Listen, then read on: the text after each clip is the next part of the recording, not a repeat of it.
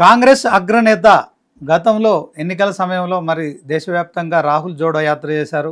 So మొత్తానికి చాలా అంశాల పట్ల కూడా కాంగ్రెస్ అధికారంలోకి వస్తే అమలు చేస్తాము హామీలు అని చెప్పి కూడా దేశవ్యాప్తంగా కాశ్మీర్ టు కన్యాకుమారి వరకు కూడా పర్యటించారు. పాదయాత్ర నేపథ్యంలో కాంగ్రెస్ను మరి 50 పార్లమెంటు స్థానాల నుంచి 99 పార్లమెంటు స్థానాలకు ఆయన పాదయాత్ర ద్వారా పెంచగలిగారు. అయితే ఈ మధ్య కాలంలో రాహుల్ గాంధీ ప్రతిపక్ష నేతగా మరి ఒక సంచలనమైన మరి నినాదం తీసుకొచ్చారు. ఇక ఓట్ చోరీ మరి గద్దీ చోడని చెప్పి కూడా తీసుకొస్తున్న నినాదం అయితే ఇప్పుడు బీజేపీ పార్టీని కొంత ఇరకాటంలో పడేసిందని స్పష్టమవుతుంది. ఇదే అంశంలో మనతో మాట్లాడేందుకు డాక్టర్ వెంకటరెడ్డి బీజేపీ నాయకులు ఉన్నారా, ఆయనతో మాట్లాడదాం. వెంకటరెడ్డి గారు, ఎట్లా చూస్తారు ఈ రాహుల్ గాంధీ అంశాన్ని? మీరు ఇంకా తట్టుకునే పరిస్థితి లేదా? లక్షలాది ఓట్లు మీరు గోల్మాల్ చేశారని రాహుల్ గాంధీ ఆరోపిస్తున్నారు. మరి గతంలో కూడా రాజ్యాంగం చేతిలో పట్టుకొని బీజేపీ అధికారంలోకి వస్తే రాజ్యాంగాన్ని మారుస్తారు అని చెప్పి చేసిన ప్రచారం కావచ్చు, ఇప్పుడు తాజాగా ఓట్ల విషయంలో చేస్తున్న అసలు ఎందుకని ఆయన ఈ నినాదం తీసుకున్నారు చెప్పండి. కాంగ్రెస్ పార్టీకి రాహుల్ గాంధీకి దిక్కుతోచక పచ్చి అబద్ధాలు మాట్లాడుతూ ఉన్నారు. అంటే రాజ్యాంగం తెలిసి కూడా రకరకాలుగా ప్రయత్నాలు చేస్తున్నారు. ఎంతసేపు ఉన్నా కూడా రాహుల్ గాంధీ ఒక రెడ్ బుక్ పట్టుకుంటాడు, రాజ్యాంగం నాకు తెలుసు, రాజ్యాంగం గురించి మాట్లాడతా అని చెప్తాడు. రాజ్యాంగంలో ఏముందో కూడా అర్థం కాదు. ఇప్పుడు ఫర్ ఎగ్జాంపుల్ ఎన్నికలు ఎవరు నిర్వహిస్తారు? ఎలక్షన్ కమిషన్ ఆఫ్ ఇండియా నిర్వహిస్తారు. ఇప్పటి నుంచి కాదు కదా, మన రాజ్యాంగం వచ్చిన దగ్గర నుంచి ఎలక్షన్ కమిషన్ ఆఫ్ ఇండియా ఒక అటానమస్ బాడీ, ఒక రాజ్యాంగబద్ధమైన సంస్థ. వాళ్ళు దాంట్లో ఎవరు కూడా దూరారు. ఎలక్షన్ వచ్చినప్పుడు ఎప్పుడైనా కూడా వాళ్ళు ఇండిపెండెంట్గా ఆ రాష్ట్రాల అధికారులతోటి కలిసి ఈ ఎన్నికలు నిర్వహిస్తూ ఉంటారు. ఇప్పుడు ఓటు హక్కు అనేది అందరి బాధ్యత. 18 సంవత్సరాలు నిండిన ప్రతి వ్యక్తి కూడా ఓటుని నమోదు చేసుకోవచ్చు, ఆ జాబితాలో పేరు ఉండొచ్చు. కానీ ఇదంతా కూడా ఎలక్షన్ కమిషన్ ఆఫ్ ఇండియాకి పోతుంది. ఇప్పుడు సంవత్సరాలు కొద్దిగా 56 సంవత్సరాలు కాంగ్రెస్ పార్టీ అధికారంలో ఉంది. వాళ్ళే చెప్పారు, వాళ్ళే అంతకుముందు బ్యాలెట్ పేపర్ తీసుకొచ్చిన తర్వాత బ్యాలెట్ వద్దు, ఈవీఎంలు కావాలని చెప్పి, ఎలక్ట్రానిక్ ఓటింగ్ మిషన్ కావాలని చెప్పి రాజీవ్ గాంధీ దగ్గర నుంచి మొదలుపెట్టారు. సో అది వచ్చి తీసుకొచ్చిన తర్వాత ఇప్పుడు ఈవీఎంలు ఉపయోగించుకొని ఎలక్షన్లు పోతా ఉన్నారు. అది ఎలక్షన్ కమిషన్ ఆఫ్ ఇండియా చూసుకుంటుంది. ఎందుకంటే బ్యాలెట్ పేపర్ అయితేనే అక్కడ మోసం చేస్తున్నారు ఒక ఆలోచనతోటి, మోసపోతున్నారు ఆ ఆలోచనతోటి అప్పుడు తెచ్చిన కాంగ్రెస్ పార్టీ మళ్ళీ ఇప్పుడు ఈవీఎం వద్దు, మళ్ళీ బ్యాలెట్ పేపర్ కావాలంటున్నారు. అబద్ధాలు కనపడుతున్నాయి కదా. రాజీవ్ గాంధీ ఏమో కంప్యూటర్లు తీసుకొచ్చిండు, ఎలక్ట్రానిక్ ఓటింగ్ యంత్రాలు తీసుకొచ్చిండు అని తండ్రి గురించి కాంగ్రెస్ గొప్పగా చెప్పుకుంటే, ఆయన కొడుకు రాహుల్ గాంధీ మాత్రం ఈ ఈవీఎంలతోని మోసం జరుగుతుంది, బీజేపీ మోసం చేసి గెలుస్తుందని అంటున్నాడు. అంతే కదా? డెఫినెట్ గా అది పచ్చి అబద్ధాలు కదా.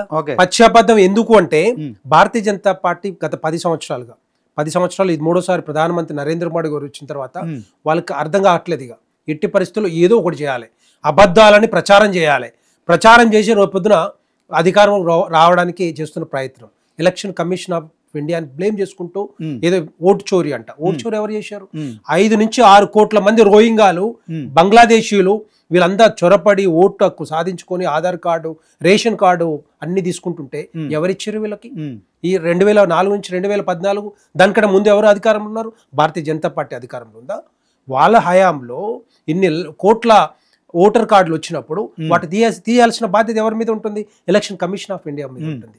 అది మేము చేస్తున్నాం. Bharatiya Janata party, election commission of India డెఫినెట్గా ఎక్కడైతే చోరీ చేసిరో ఓట్లని, ఎక్కడైతే ఫేక్ ఓటర్స్ ఉన్నారో, ఎక్కడైతే బంగ్లాదేశీలకు కానీ ఇంకొక రోహింగ్యాలకు కానీ అనవసరంగా రకరకాల డబుల్ ఓట్లు ఎక్కడైతే ఇచ్చారో అది election commission of India sir అనే ఒక దీన్ని తీసుకొచ్చి, SIR sir, special intensive revision వాళ్ళని తీసుకొచ్చి దాని మీద దగ్గర బీహార్లో చూస్తే 65 లక్షల ఓట్లను తీసేసిన తర్వాత వాళ్ళకి మండుతుంది. ఇప్పుడు ఎవరికి? రాహుల్ గాంధీకి మండుతుంది. ఉల్టా ఆయన ఏమంటున్నారు అంటే ఇట్లాంటి ఓట్లు ఇంకా చాలా ఉన్నాయి, మీరు చేసిందే, కాంగ్రెస్ పార్టీ చేసిన దురాగతం ఇదంతా కూడా. కాంగ్రెస్ పార్టీ ఇన్ని కోట్ల మందిని ఓటర్లుగా చేర్చుకున్నది ఎవరిని? బంగ్లాదేశీయులు, రోహింగ్యాలని. సో అలాంటి వాళ్ళందరినీ చేర్చుకున్నారు కాబట్టి ఇప్పుడు ఎలక్షన్ కమిషన్ ఆఫ్ ఇండియా ఒక్కొక్కటి ఓటు తీసేసుకుంటూ వస్తుంది. తెలంగాణ రాష్ట్రంలో కూడా ఉన్నాయి ఎట్లా అంటే, తెలంగాణ రాష్ట్రంలో రోహింగ్యాలు ఉన్నారని మననే మీటింగ్లు పెట్టుకొని వాళ్ళే మాట్లాడుకుంటున్నారు. అలాంటిది మరి ప్రభుత్వాలు తీసుకుంటాయి. ఇక్కడ ప్రభుత్వాలు ఏం చేస్తున్నాయి, ఈ పార్టీలు ఏం చేస్తున్నాయి? పార్టీలు చేర్చుకుంటున్నాయి. వాళ్ళకి ఆధార్ కార్డులు, ఆ కార్డులు, ఈ కార్డులు ఇచ్చి వాళ్ళని నంబర్ పెంచుకొని మరి ఓట్ల రాజకీయం చేస్తున్నది కాంగ్రెస్ పార్టీ. కాంగ్రెస్ పార్టీ పచ్చి అబద్ధాలు మళ్ళీ ఇంకోసారి చెప్తాను అని.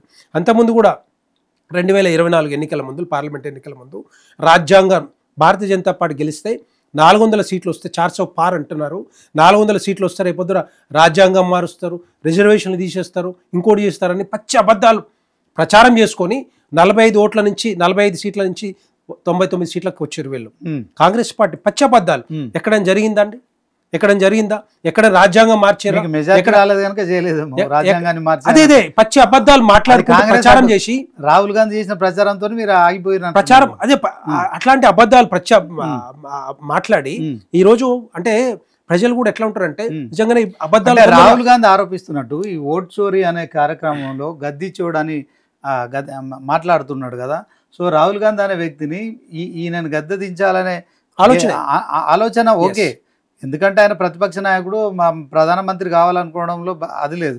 సో ఆయన చేస్తున్న ఈ ఓటు చోరీలో అసలు మీనింగ్ ఏంటి అది చెప్పండి. ఈయన వెనకాల ఎవరున్నారు? వీళ్ళ వెనకాల జార్జ్ సోరోస్ ఇది ఇంటర్నేషనల్ ఫండింగ్ వాళ్ళు చేపిస్తున్నారు ఇట్లాంటిదన్నీ. ఏంటంటే ప్రధానమంత్రి నరేంద్ర మోడీ గారిని కానీ భారతీయ జనతా పార్టీని కానీ బ్లేమ్ చేయడానికి, బురద జల్లడానికి చేసే ప్రయత్నం ఇదంతా కూడా తెలంగాణ భారతదేశ ప్రజలకి ఇది ఓటు చోరీ ద్వారా ఏదో అంటే ఓటు చోరీ అంటే ఓట్లు దొంగలించారు. ఓట్లు ఎవరు దొంగిలించారు? ఈయన దొంగిలించిండా? ఓట్లు దొంగిలించింది ఈయన. ఓటాకు లేకుండా చేసిండా? ఓట్లు దొంగిలించింది ఈయన. అదే ఓట్లు దొంగిలించింది ఈయన, ఇచ్చింది ఓటు హక్కు ఇచ్చింది ఈయన. ఓట్లు దొంగిలించింది కనుక ఈయన గద్దె దిగాలని ఇప్పుడు ఈయన నినాదం అంటున్నారు. అదే నేనేమంటున్నా అంటే ఓట్లు ఏదైతే నేను 5-6 కోట్ల మంది ఉన్నారు కదా భారతదేశంలో, వాళ్ళకు ఓట్లు ఇచ్చింది ఈయననే. మరి 10 సంవత్సరాల నుంచి 10 సంవత్సరాలు అయిపోయింది, ఇప్పుడు 12వ సంవత్సరానికి మనం ఎంటర్ అవుతున్నాం. మరి మీరు బీజేపీ అధికారం కేంద్రంలో ఉండి కూడా ఏం చేస్తున్నారు? మరి 5-6 కోట్ల మంది అంటే ఈ జరుగుతున్న ఈ మారణకాండాలకు కావచ్చు, తర్వాత కొన్ని చోట్ల మణిపూర్ లాంటి హింసాత్మక ఘటనలు కావచ్చు, సరిహద్దు రాష్ట్రాల్లో కూడా అప్పుడప్పుడు ఘర్షణలు చెలరేగడం కావచ్చు. సో మొత్తం ఓవరాల్ గా మరి 11-12 ఏళ్ళుగా అధికారంలో మీరేం చేస్తున్నారు? డెఫినెట్ గా ఇప్పుడు మీరు అనేది కరెక్ట్. ఒక్కొక్కటి మీరు చూస్తే గత 10 సంవత్సరాలు కాదు 11.5 సంవత్సరాలుగా రకరకాల బిల్స్ తీసుకొచ్చినాం. రకరకాల భారతీయ జనతా పార్టీ కేంద్ర ప్రభుత్వం ఒక్కొక్క బిల్లు ఏదైతే భారతీయ జనతా పార్టీ మేనిఫెస్టోలో పెట్టిన ప్రతి ఒక్కటి కూడా సార్థక్యం చేసుకుంటూ వస్తున్నాం. అదంతా కూడా ఫుల్ఫిల్ అవుతుంది. తర్వాత యూసీసీ కానీ లేకపోతే రేపు సిటిజన్షిప్ యాక్ట్ ఇది కానీ ఇవన్నీ కూడా వస్తా ఉన్నాయి. డెఫినెట్ గా వీళ్ళు ఎవరైతే ఉన్నారో వరకు ఎందుకు తీసుకురాలేకపోయారు? మీరు మొదటిసారి కంటే రెండోసారికి మీరు ఎక్కువ మెజార్టీ వచ్చి, మూడోసారి మీరు మిత్రుల సహకారంతో అధికారంలోకి వచ్చి, రాహుల్ గాంధీ అన్నట్టు మీకు పూర్తిస్థాయి మెజార్టీ వస్తే ఏదన్నా సింగిల్గా చేసేవాళ్ళేమో, కానీ ఇప్పుడు ఆ పరిస్థితి లేదు. సో మీరు మిత్రుల సహకారం మీద నిలబడాల్సిన పరిస్థితి.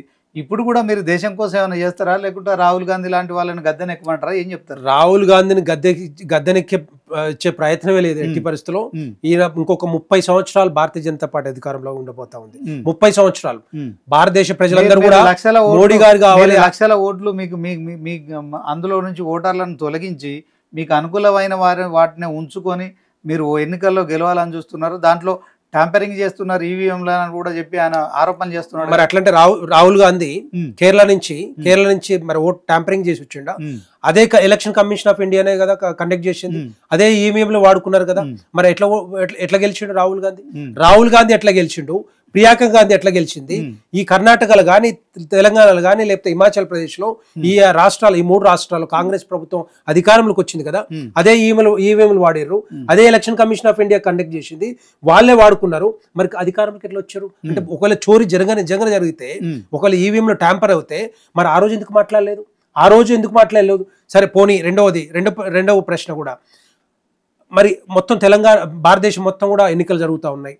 టోటల్గా ఎలక్షన్ కమిషన్ ఆఫ్ ఇండియా ఒక ఇది టోటల్ జాబితా వస్తూ ఉంటుంది. ఆ ఓటర్ జాబితా అన్ని పార్టీలకు పంపిస్తుంది. పంపించినప్పుడు మరి వాళ్ళకి సోయి లేదా?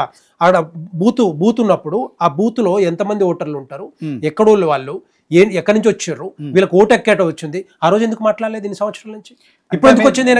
ఇప్పుడు వచ్చింది మీరు 65 లక్షల ఓటర్లను తొలగించేసారు పూర్తిగా. దాంట్లో ఎలక్షన్ కమిషన్ కూడా మీ జేబు సంస్థలాగా వాడుకుంటున్నారు. గతంలో కూడా ఈడీ, సిబిఐ లాంటి వాటిని కూడా, ఐటీ, వీటన్నిటిని కూడా మీరు వాడుతున్నారు. ఇప్పుడు ఎలక్షన్ కమిషన్ వాడిరని ఆయన అభియోగం చేస్తారు. పార్టీలకి ఎలక్షన్ కమిషన్ ఆఫ్ ఇండియాకి ఎక్కడ కూడా సంబంధం ఉండదు. ఎలక్షన్ కమిషన్ ఆఫ్ ఇండియా ఇంతకు ముందు చెప్పినట్టు అటానమస్ బాడీ అది, ఒక ప్రత్యేక ఇది దాని అధికారులు ఉంటాయి, రాజ్యాంగబద్ధ సంస్థ. ఆరోపణకు నరేంద్ర మోడీ ఎట్లా అంటే వాళ్ళకి సోయి లేదు చెప్తాను, వాళ్ళకి సోయి లేకుండా మాట్లాడతా ఉన్నారు. వాళ్ళకి తెలియకుండా రాజ్యాంగం తెలిసిన వ్యక్తి అని చెప్పి బుక్ పట్టుకొని తిరుగుతాడు, కనీసం ఎక్కడైనా కనిపిస్తుందా? ఎలక్షన్ కమిషన్ ఆఫ్ ఇండియాకి పార్టీలకు సంబంధం ఉంటుందా? ఎలక్షన్ కమిషన్ ఆఫ్ ఇండియాకి కేంద్ర ప్రభుత్వం సంబంధం ఉంటుందా? ఎవరి పని వాళ్ళు చేసుకుని పోతుంటారు. కానీ ఈయనకు ఏంటంటే మోడీ గారిని బ్లేమ్ చేయాలి, భారతీయ జనతా పార్టీని బ్లేమ్ చేయాలి. రేపొద్దున బీహార్లో ఎన్నికలు వస్తా ఉన్నాయి, ఈ 65 లక్షల మంది రోహింగ్యాలని బంగ్లాదేశీలని ఎవరైతే తీసేస్తున్నారో అది ఆయనకు మండుతున్నారు వాళ్ళకి, కాంగ్రెస్ పార్టీకి. అందుకే ఈ రోజు ఏం చేస్తున్నారు అంటే ఒక యాత్ర, అధికార యాత్ర చేస్తున్నాడు తప్పితే అది అంధకార యాత్ర. అది డెఫినెట్ గా అది అంధకార యాత్రనే. ఈ బీహార్ రాష్ట్రంలో ఉన్న వాళ్ళని చంపేసిరు, నేను వాళ్ళతో కలిసి ఛాయ్ తాగుతున్నాను, ఒక ఫోటో కూడా షేర్ చేసిండు ఆయన. ఇవన్నీ పచ్చి అబద్ధాలు. నేనేమంటున్నంటే అదే ఎలక్షన్ కమిషన్ ఆఫ్ ఇండియా కర్ణాటకలో కూడా అదే మాట్లాడాడు, ఇక్కడ కూడా అదే మాట్లాడుతున్నాడు. నిజంగా కర్ణాటకలో మాట్లాడినప్పుడు కర్ణాటక ఎలక్ట్రల్ ఆఫీసరు మీకు ఇమ్మీడియట్ గా ఒకవేళ సబ్మిట్ చేయాలనుకుంటే ఎవిడెన్స్ సబ్మిట్ చేయండి, లేదంటే హో తీసుకోండి రిటర్న్ కి ఇవ్వమని చెప్తే పారిపోయింది. ఎందుకు పారిపోయాల్సి వచ్చింది? అదే ఇప్పుడు మళ్ళా ఇంకొక ఎవిడెన్స్ తీసుకొస్తున్నాడు. ఇవన్నీ కూడా ఏంటంటే డెఫినెట్ గా పచ్చి అబద్ధాలు. ఎవిడెన్స్ పెట్టొచ్చు కదా, ఎందుకు బయట ప్రచారం చేస్తా ఉన్నారు? ఎలక్షన్ కమిషన్ ఆఫ్ ఇండియాని వాడుకొని వాళ్ళ మీద ఎందుకు బ్లేమ్ చేయాల్సి వస్తుంది? ఈ రోజు ప్రెస్ మీట్ కూడా పెట్టారు. డెఫినెట్ గా అన్ని పార్టీలు సమానమే, అందరు వ్యక్తులు సమానమే, ప్రతి ఒక్కరికి కూడా ఓటకు అధికారం ఉంటుంది, ప్రతి ఒక్కరికి ఇచ్చే బాధ్యత మాది అని చెప్పి క్లియర్ గా చెప్తున్నావు. నువ్వు ప్రచారం ఎందుకు చేస్తున్నావు? ఎలక్షన్ కమిషన్ ఆఫ్ ఇండియా దగ్గర కూర్చొని ఇక్కడ ఉన్నాయి ఇష్యూస్ ఉన్నాయి, ఇక్కడ ఉన్నాయి. మరి మీ పార్టీ దగ్గరికి ఒక జాబితా వచ్చినప్పుడు ఆ రోజు మీరు మాట్లాడింది ఈ రోజు ఎందుకు మాట్లాడుతున్నారు అంటే రేపొద్దున ఎక్కడ ఎలక్షన్ వచ్చినా కూడా బీహార్లో కానీ మిగతా రాష్ట్రాల ఎన్నికలు వచ్చినప్పుడు అక్కడ భారతీయ జనతా పార్టీ గెలుస్తుందని ఒక భయం పట్టుకుంది వీళ్ళకి. ఆయన కాన్ఫిడెంట్ గా చెప్తున్నా, నా దగ్గర పక్క ఆధారాలు ఉన్నాయని చెప్తున్నాడు. నేను అడుగుతా ఉన్నాను కాంగ్రెస్ పార్టీని కానీ రాహుల్ గాంధీ కానీ, మీకు నిజంగానే దమ్ము ధైర్యం ఉంటే పోయి సబ్మిట్ చేయండి.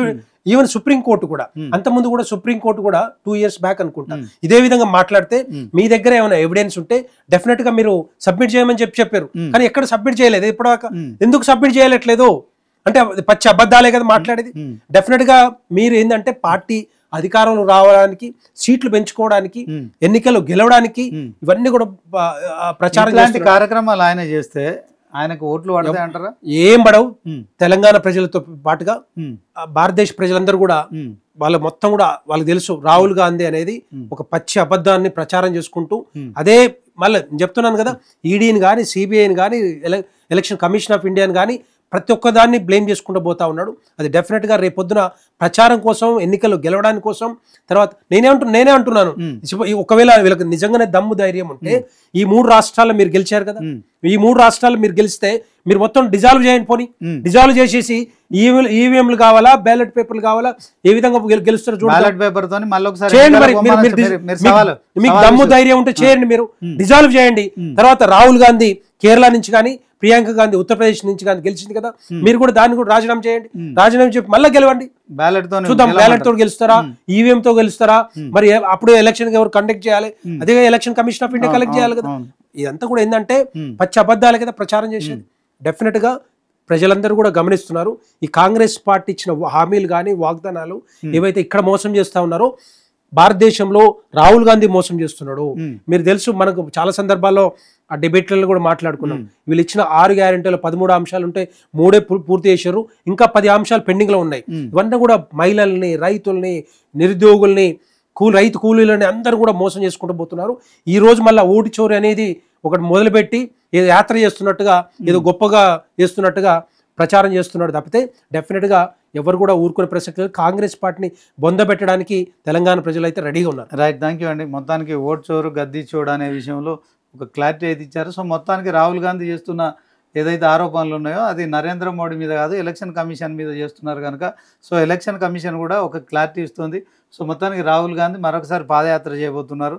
సో చూడాలి మరి దేశంలో కాంగ్రెస్ మరొకసారి బీహార్ ఎన్నికల వేళ చేస్తున్న ఆరోపణలతో ప్రజల మద్దతు పొందుతుందా, లేకుంటే మరి గతంలో మరి తండ్రి రాజీవ్ గాంధీ తీసుకొచ్చిన ఏదైతే ఎలక్ట్రానిక్ ఓటింగ్ మిషన్స్ ఏవైతే ఉన్నాయో ఈవీఎంల ద్వారా ప్రస్తుతం ఓటింగ్ కొనసాగుతుంది, దాన్ని కూడా ప్రస్తుతం ఆయన కొడుకుగా ఉన్న మరి కాంగ్రెస్ అగ్రనేత రాహుల్ గాంధీ విభేదించడం కావచ్చు, దాని ద్వారా బీజేపీ గెలిచిందని ఆరోపణలు చేయడం కావచ్చు, అదే క్రమంలో మరి ఓటర్లను అనూహ్యంగా తొలగిస్తున్నారు, ఇది బీజేపీ కుట్ర చేస్తుందని చెప్పడం కావచ్చు. మరి ప్రజలు ఎలా స్వీకరిస్తారు? రానున్న బీహార్ ఎన్నికల నేపథ్యంలో మరి ఇది ఒక అంశం అయితే కాంగ్రెస్ కలిసి వస్తుందా లేకుంటే బీజేపీకి కలిసి వస్తుందా అనేది వేచి చూడాలి.